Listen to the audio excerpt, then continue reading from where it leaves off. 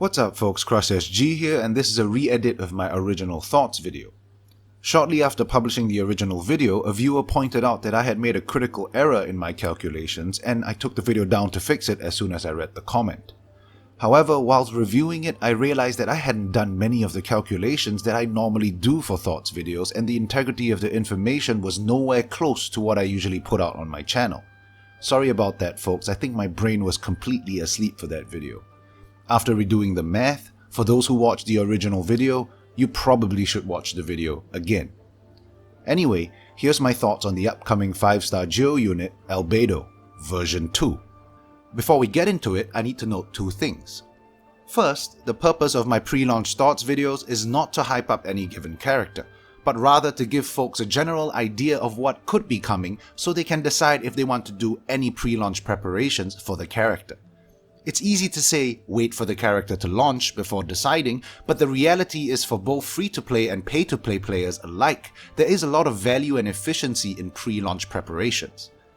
That being said, I do 100% agree that you should always wait for post-launch impressions or reviews from respective content creators before actually deciding to pull for any character, especially a 5-star one.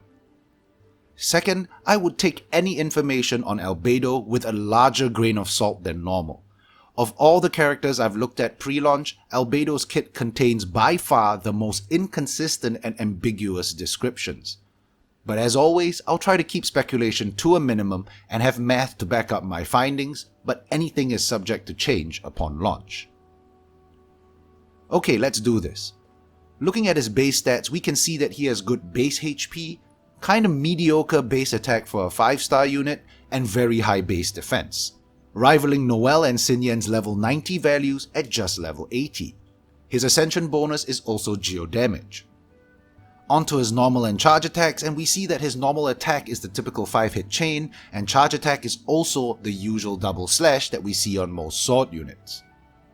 His E skill is called Solar Isotoma. It deals AoE geo damage on cast and creates a geo field that looks to be similar in size and appearance to the fields created by Fatui geochanters. When enemies within the field take damage, transient blossoms will be generated. Transient blossoms deal AoE geo damage and scales off Albedo's defense. A transient blossom can only be generated once every 2 seconds. Additionally, if a character is in the center of the field, a platform will lift the character above the field. The Solar Isotoma is also considered a geoconstruct, and it is a target placeable skill. It has a duration of 30 seconds and a cooldown of 8 seconds. Finally, we have his burst, Tectonic Tide, which sends out a surge of geocrystals dealing AoE geo damage in front of Albedo. If a Solar Isotoma is on the field, 7 fatal blossoms are generated within the field of the Isotoma. These blossoms explode, dealing AoE geo damage. Damage dealt by Tectonic Tide and the Fatal Blossoms will not generate Transient Blossoms from the Solar Isotoma. His burst has a 40 energy cost and a 12-second cooldown, and I'm kinda liking this trend with Geo characters. Over to his talents, and we see that his first talent grants a 10% chance to double the product when crafting weapon ascension materials. Nice. The next talent causes Transient Blossoms to deal 25% more damage to targets below 50% HP. Not bad. And the final talent causes his burst to grant 125 EM to nearby party members for 10 seconds. Very nice. Onto his constellations, C1 causes Transient Blossoms to generate 1.2 energy for Albedo.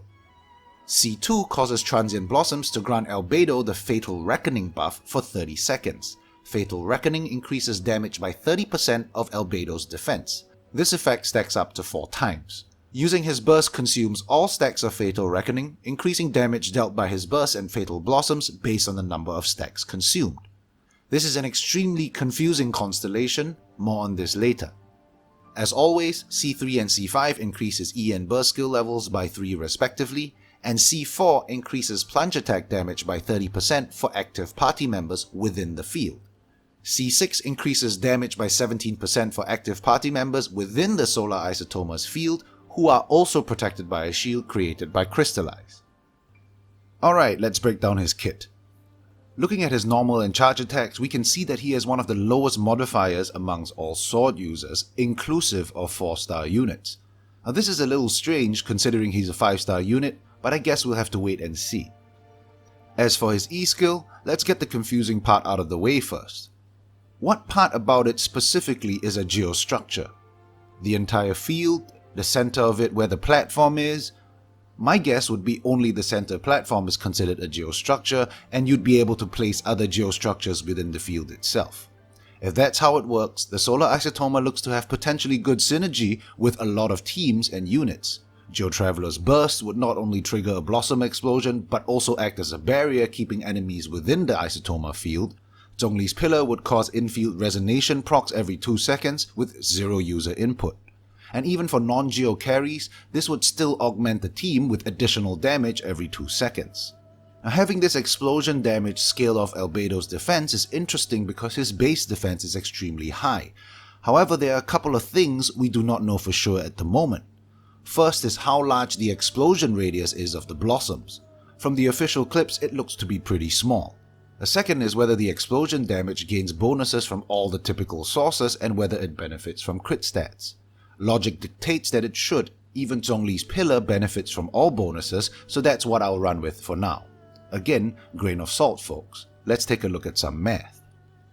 For this calculation, I use my Noelle's artifacts as a baseline for stats, but use 2-piece Petra and 2-piece Noblesse as set bonuses because it is more applicable to Albedo. Factoring in his base stats at level 90, we have 1365 sheet attack and 1846 sheet defense. These are the rest of the stats that I used. I also considered a level 6 skill because it's most reasonably accessible, and here we have the Blossom modifier and E-skill modifier. Of course, crucially missing from my original video, we have the enemy mitigation. Additionally, because his E-skill damage scales with attack while the Blossom scales with defense, I did the same calculations with full attack gear using the same artifacts, simply swapping % defense for % attack on the artifacts. Here are the damage values, and these two columns account for Albedo's second talent, which provides an additional 25% damage to enemies below 50% HP. The reason for two separate calculations is because the talent could read two different ways: 25% more damage or 25% increased damage. Anyway, let's break it down. Looking at these damage values, I'm not too impressed folks. It's not terrible because the blossoms are essentially free damage every 2 seconds, but overall I expected more. For the handful who watched my original upload, I think you have an idea of how critical the error was in the original video and why it required a re-edit. Now that I've done the correct math, I'm just not impressed at all.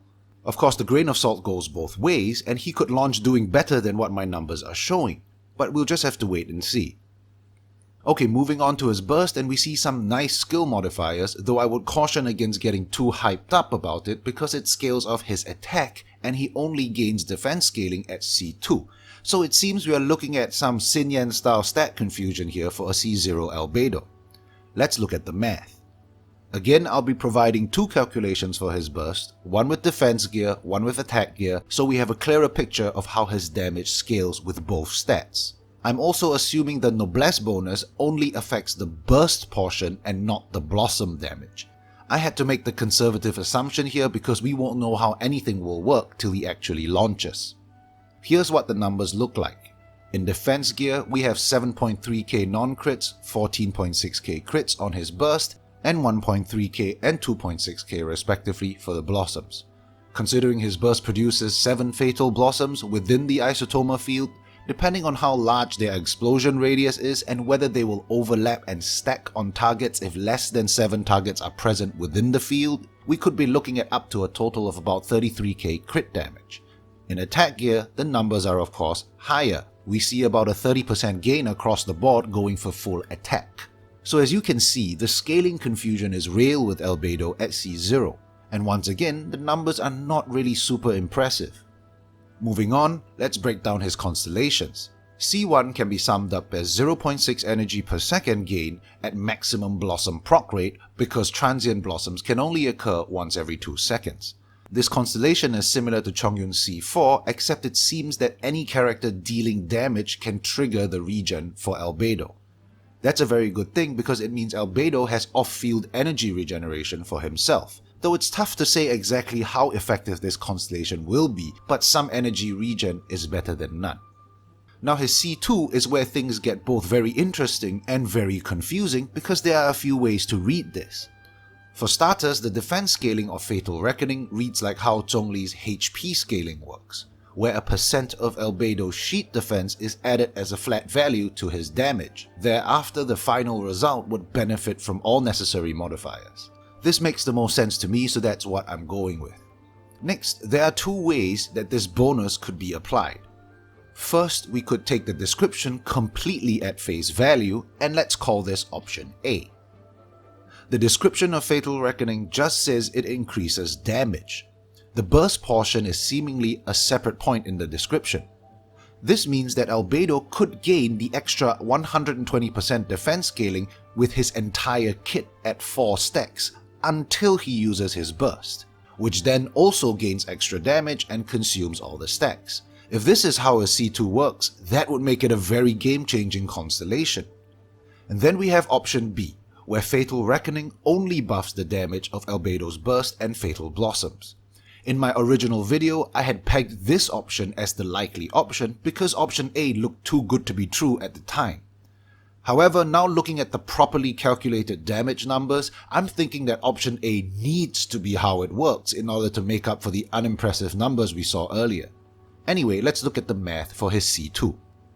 These are his burst damage numbers with C2, and we do see a decent damage improvement from C0. Option B would stop at just his burst, of course, but here's what option A would look like if C2 applied to his E skill as well. Now this looks more like how it should be for a 5-star unit, and logically the same would also apply to every hit of damage dealt by Albedo, including normal and charge attacks. But I guess we'll have to wait for him to launch to find out how his C2 really works. Beyond options A and B though, this calculation also tells us that even at C2, Albedo's burst still seems to scale better with attack than defense, and this comes down to how the scaling is applied. Any scaling applied in the same manner as Zhongli's HP scaling is just simple bonus damage. It isn't true defense scaling like Noelle's. Thus, beyond a certain point, attack will scale Albedo's burst damage better than defense will, much like how Zhongli's burst scales better with attack than HP. This is also why it seems to scale his Fatal Blossom damage far more significantly than his burst. 120% of his defense is a fixed value added to a damage source. So logically it would have a much larger impact on a smaller damage source like Blossoms. Alright, moving on to his C4, and this looks like something made to synergize with the likes of Venti and Xiao more than anything. I don't know, seems kinda niche to me, but a bonus is a bonus. We'll see what kind of creative synergies folks can come up with. And lastly, we have his C6, and honestly folks, it kinda looks like the devs are grasping at straws here trying to give the Geo element some utility. 17% increased damage? This would be amazing as a C1, a C2, or even an Ascension talent, but it's hardly worthy of a 5-star C6 in my opinion. But hey, the way I see it, if his lower constellations are great, we can just ignore the rest and save some money. Alright, before we wrap things up, let's go over my closing thoughts.